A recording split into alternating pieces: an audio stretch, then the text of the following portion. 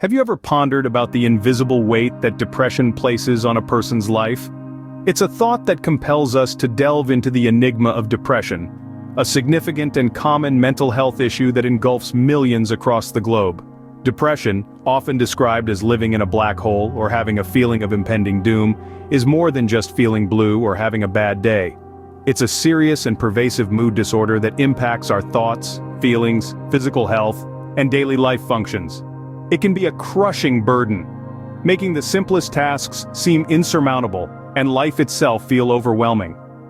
Living under the shadow of depression, individuals might feel drained, detached, and desolate.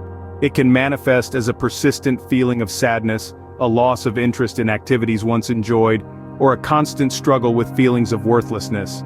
It's like being stuck in a dense fog that blots out the sun, warps our perspective, and isolates us from the rest of the world. Depression is a universal affliction, affecting people from all walks of life, regardless of age, race, or social status. It's a global crisis, with the World Health Organization estimating that over 300 million people worldwide suffer from depression. It's a figure that's rising, particularly in these challenging times, making it one of the most pressing health concerns of our era. But the impact of depression extends beyond emotional distress. It can also have serious implications for physical health. Depression can disrupt sleep, affect appetite, and exacerbate chronic health conditions. It's a silent tormentor, gnawing away at both mind and body, and can, in severe cases, lead to suicidal thoughts or actions. Unveiling the enigma of depression is no easy task. It's a complex interplay of genetic, biological, environmental, and psychological factors. But understanding depression begins with recognizing its risk factors. It's about acknowledging the silent pain, the hidden struggle, and the quiet strength it takes to fight every day. So, shall we delve into them? The journey might be challenging, but it is also necessary. After all, understanding is the first step to overcoming. It's time to shed light on the darkness of depression, and it starts here, with us. Depression doesn't play favorites, it can affect anyone. However, certain factors increase its likelihood. And that's what we're diving into now, the risk factors of depression. Let's start with genetics. It's no secret that our genes carry a lot of weight.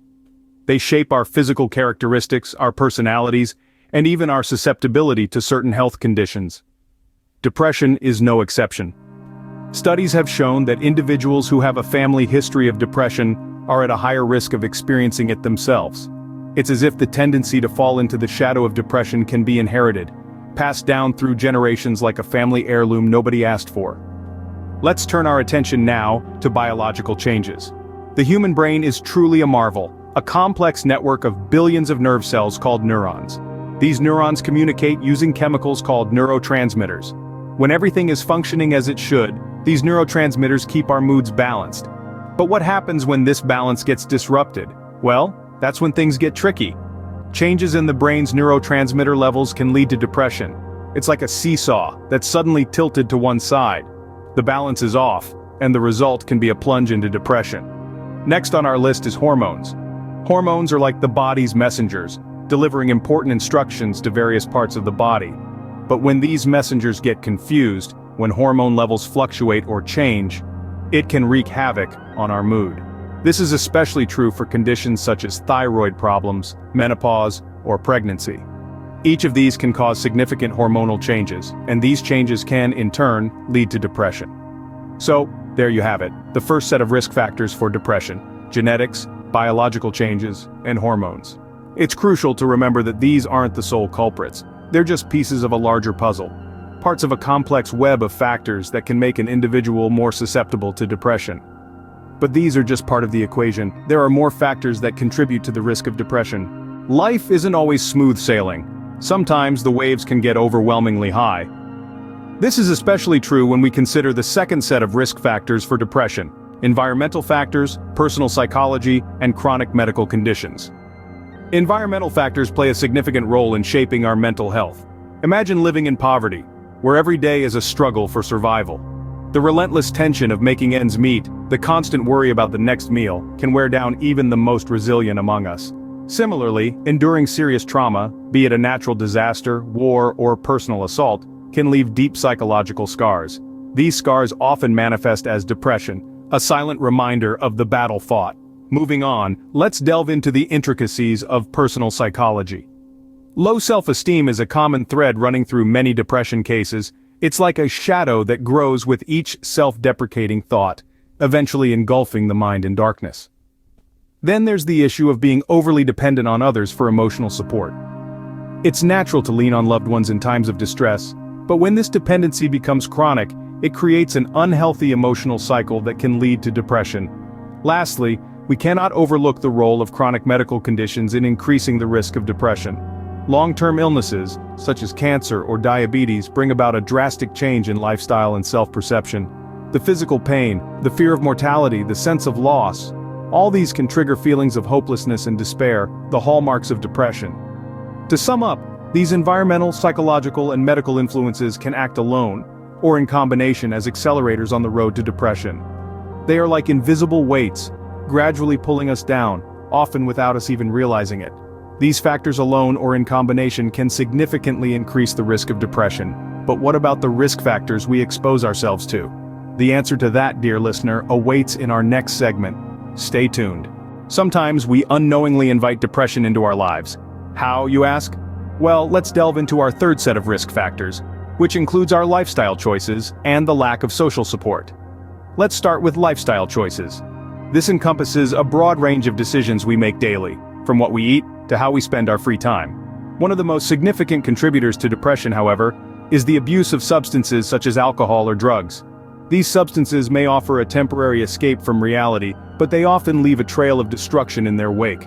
They can exacerbate feelings of sadness, hopelessness, and anxiety, all of which are hallmarks of depression.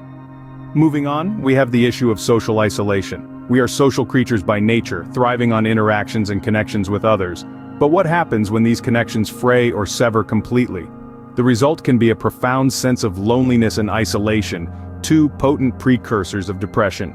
This is why it's so crucial to maintain a strong support network of family and friends.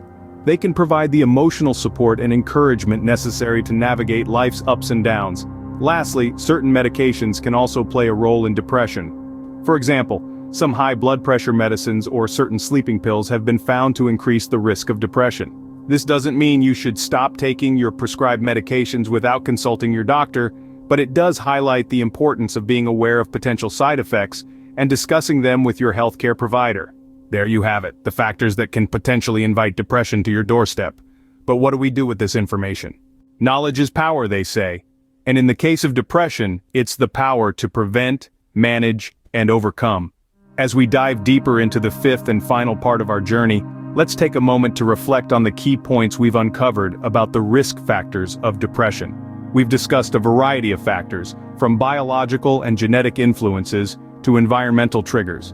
The interplay between these elements can make us more susceptible to experiencing depression. For instance, family history can predispose one to depression, while stressful life events may act as catalysts. Understanding these risk factors is a step towards self-awareness. It helps us to recognize the signs within ourselves and in others. When we're aware of these signs, we can act swiftly, seeking help at the earliest possible stage. Early detection is crucial in managing depression, and the more we know, the better equipped we are to identify it. Moreover, understanding these risk factors can play a pivotal role in prevention. By knowing what may trigger depression, we can take proactive steps to reduce these risks. This could mean seeking therapy during stressful periods, maintaining a healthy lifestyle, or working with healthcare professionals to monitor any genetic predispositions.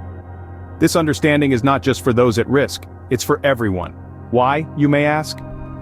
Because it helps to reduce the stigma associated with depression. The more we understand, the more we can empathize with those battling depression. We can support them rather than judge. We can help them to seek professional help without fear of being misunderstood. Depression is a complex, multifaceted condition, but knowledge and understanding can be our most powerful tools. They can help us to prevent, manage, and overcome. They can bring us closer as a society, fostering empathy and compassion, and ultimately, making our world a more understanding place. Depression is a battle, but with understanding and awareness, it's one we can fight.